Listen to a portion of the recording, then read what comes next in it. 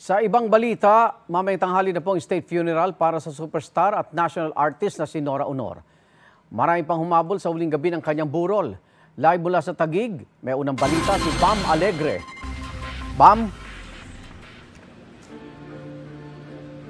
Good morning. Inaantabayan na natin. Anytime now ay ilalabas na itong mga labi ng superstar Nora Aunor. Makikita ninyo sa ating likuran, ayan, nakahanda na. Itong yung ilan sa kanya mga matagal ng fans. May dalang mga flower petals na isasaboy dito sa kanyang kabaong. At naging mataimtim yung huling gabi ng burol ng ating superstar na si Nora Aunor. At bago maghating gabi, naging pribado na ito para sa mga kaanak at sa mga close friends.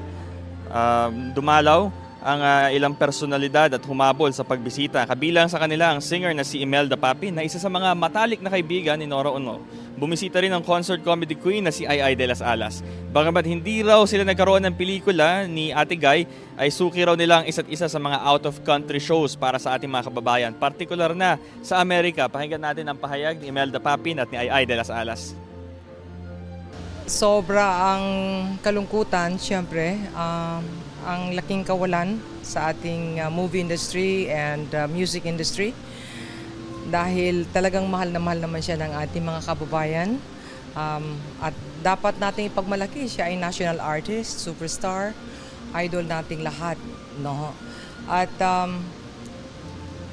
pwede kong sabihin na isa ako sa pinaka maswerteng kaibigan niya, kami ni Mafi, dahil noong nasa hospital siya, nagko-communicate kami hanggang siya ay na-angioplasty. Kailangan talagang bumisita ako kasi isa si Ate Guy sa nakasama ko noon, umpisang-umpisa pa lang sa concert abroad.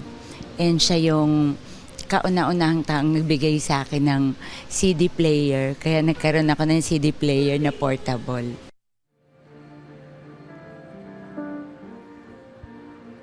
Ayon sa Cultural Center of the Philippines, magkakaroon ng necrological service para sa ating national artist na si Nora Aunor. Ang unang destination ay sa Arroceros Forest Park para sa isang ceremony.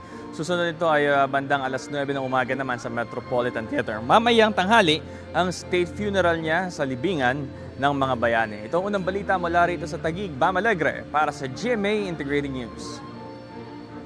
Gusto mo bang mauna sa mga balita? Mag-subscribe na sa GMA Integrated News sa YouTube at tumutok sa unang balita.